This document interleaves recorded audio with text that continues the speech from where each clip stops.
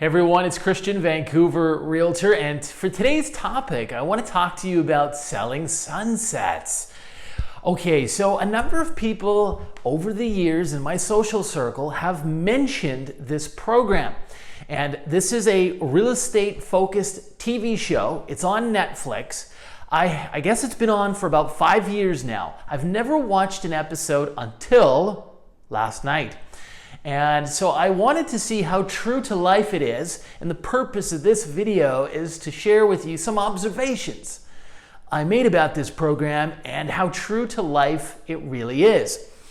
Now, just in case you're not familiar, this show, it obviously plays up the glamour angle. You know, this is a brokerage based in Hollywood. I presume they're working with very high net worth clients, movie stars, producers, and all of those individuals. And they're selling very expensive properties, $5-6 million properties in Hollywood Hills. So I don't think this is reflective of the nature of everyday real estate in regular communities, of course, because we don't have properties that expensive everywhere. Now, the very first thing, I'm going to go through a list of things. I have about 9-10 notes, and I'll just share observations and stories around it from my own career as a realtor. But the first thing I would say to you is that maybe 5% of this show resembles real life. Now, every realtor does business in a different fashion, but certainly with respect to me, I would say that about 5% is and looks like my work. And the first question I had is, are these women even realtors? Watching this program, they seem very superficial, somewhat fake, and not real. I would not hire these people to sell my property or to find me one. And so I don't know if they're actually professional realtors. They look like they walked off a Playboy shoot. That's really what it looks like. And if you were to walk into a brokerage office, you would not find 7 drop-dead gorgeous women right there. It would not look that way. Okay, so moving along, one of the first scenes here, the owner gets a call from the owner broker of the brokerage, who I guess is these 2 brothers with shaved heads. They get a phone call from a seller who wants to sell their $5.5 million property in Hollywood Hills. And they give this listing to their favorite agent in the office, and away she goes. In reality, realtors, we don't get listings or leads from the brokerage. We go and get those on our own. Those may come from our personal network. They may come through referrals from other realtors around Canada, maybe from a mortgage broker or somebody like that, or just from my own network in let's say my running club, Toastmasters, where I used to be engaged in public speaking. So that's where we get our clients. I find a lot of clients from open houses who meet me there face to face. So you wouldn't get listings from your broker owner. That would be very rare. Secondly, these women are in the office a lot. Most of the show is around them in the office, and they are gossiping about men they're dating. Realtors don't have time to gossip like that. You wouldn't be sitting in an office. I had a broker owner who used to tell me, if you're sitting in the office, you're not working.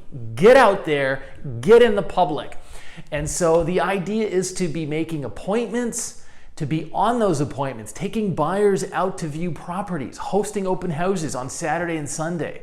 And in my case, I will even go to a coffee shop, the public library, to work or a restaurant, so that I'm working in a public setting, so I can create connections, maybe meet somebody that way, or connect with someone I already know. That's the way I would do it. I know not every realtor does it that way, but I've met quite a number of clients just like that over the years. You would probably get 4 out of 5 out of every 100 realtors in their brokerage's office.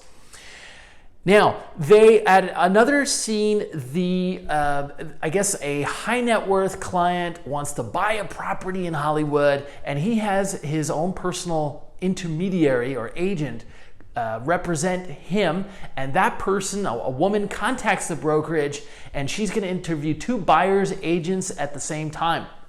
That would be very awkward, be unusual.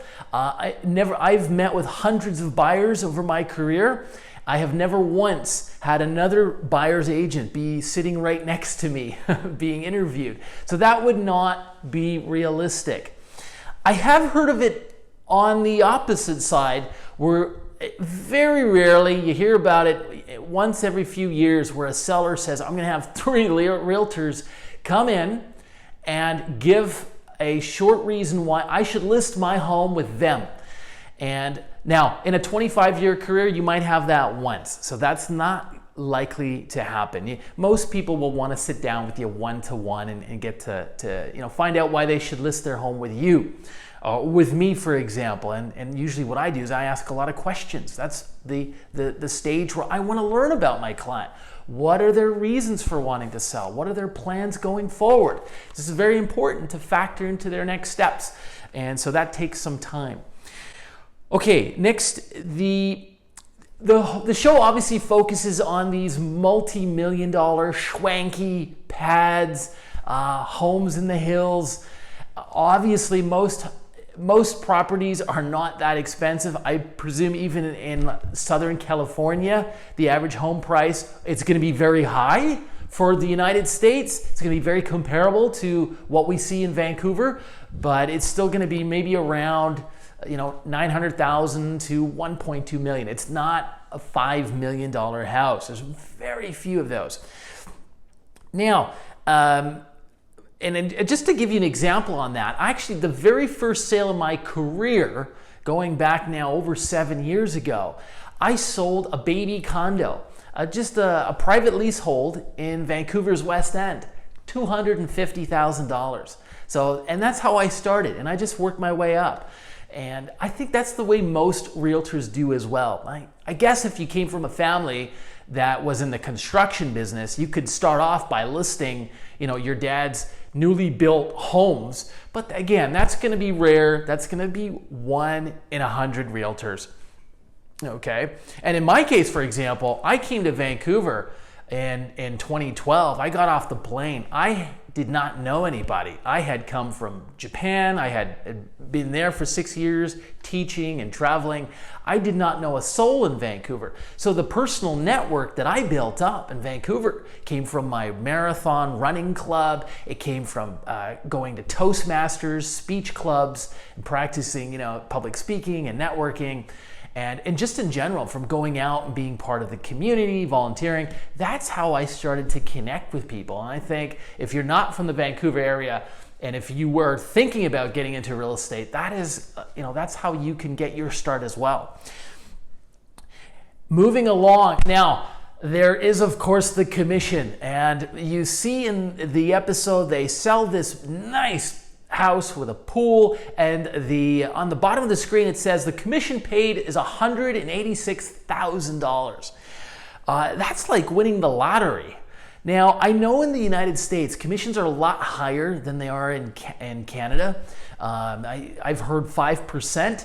In Toronto, I've heard that it's about 4.5%. In Vancouver, the commissions tend to be 3%. Still, you have to cut that in half. Half of that commission goes to the buyer's agent. So I presume that in the show, the person is making half that amount. And then, of course, you may be paying your brokerage 10, 20, or 30% of that amount, right? So the commission structure can be set up in a number of different ways. To make $186,000 on one side, on the buying side or the selling side, you would need to list or be the buyer's agent on a property that's somewhere between $12 and $15 million in the Vancouver area. There's not a lot of those types of properties, so there are not that many buyers who can afford that kind of property. That would be like winning the lottery. One scene that I really liked is when the bald-headed guys who own the brokerage sit down and they meet this I guess there's another agent representing one of his high net worth clients from the East Coast, and they sit down on sofas and they talk about buildable square footage in a certain zoning area, and what kind, what you can expect to the city to approve. The scene was only about 45 seconds long. I would suggest to you that that is what a conversation in real estate is actually going to be like. You're probably going to be 60 to 80% of the time. That's the type of stuff you're actually going to be talking about. You're going to be digging a little bit more detail. At least for a realtor like myself, I'm doing a lot of research. And I may be calling the city hall to learn about changes to buildable, what a client could build here, what they can't. What is the permit approval process? How long is that going to take? There's a lot of digging. You kind of have to wear an investigative reporter's hat. I call it the investigative journalist hat, and be a very good researcher and ask lots of questions. That's going to be a skill you need. In this show, they only show it for about 45 seconds, but I think that would be about 60 to 80% of the content of your conversations with your clients and also with other realtors as well. Moving along, the office. Getting back to the scenes in the office, these women are very catty, they're very superficial, and they're pasted with makeup.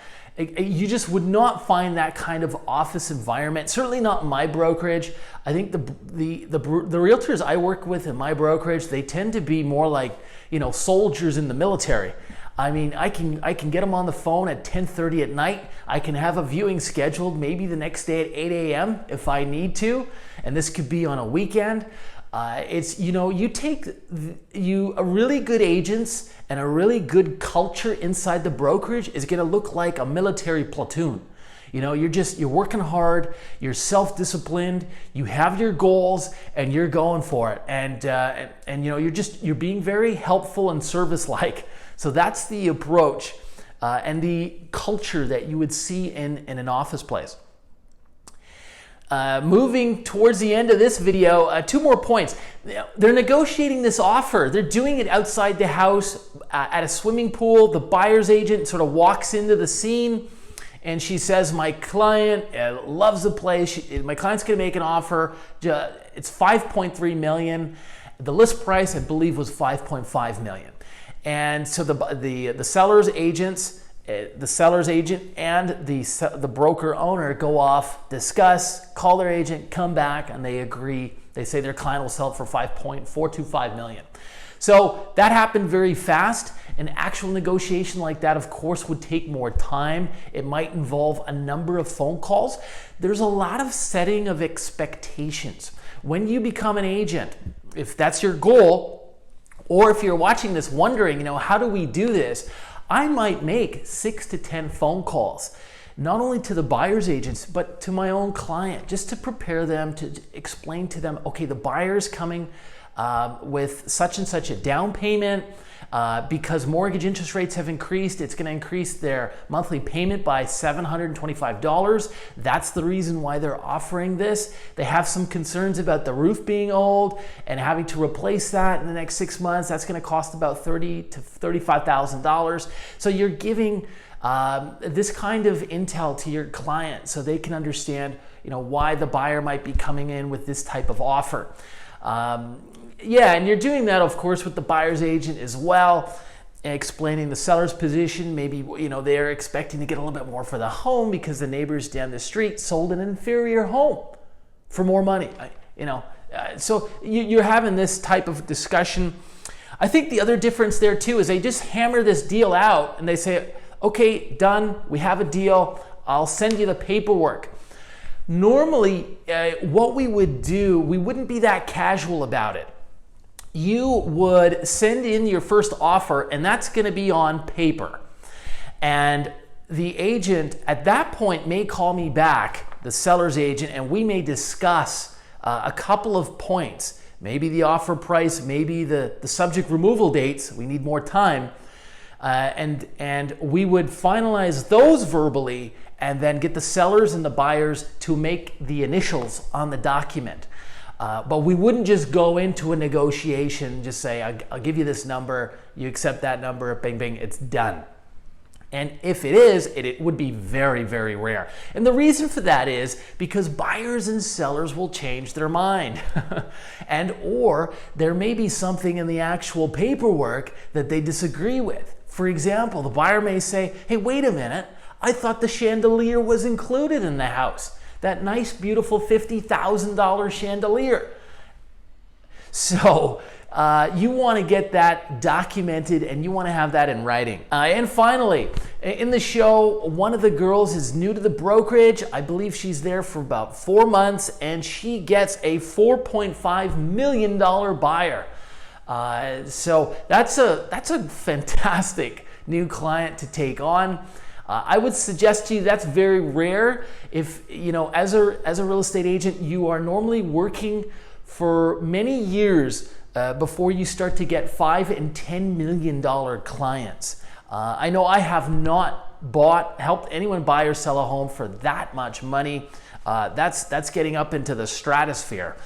And so I did have one broker owner early in my career who said that, as you grow in your career, you will also grow with your clients.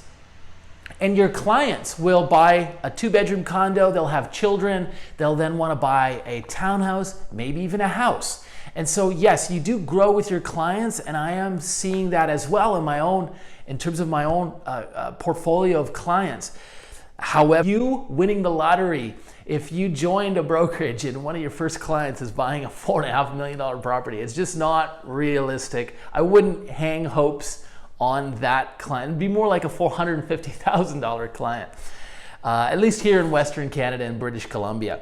So those are just a few observations on this program from at least the way I practice real estate and the way it looks on a day-to-day basis in my own life and career, and how it jives with that television program. So I hope that's been of interest and value to you. If you are thinking about getting in the business, or you're a buyer or seller out there and you've got more questions about what it's really like, leave those below and we'll get back to you. And we'll see you next time.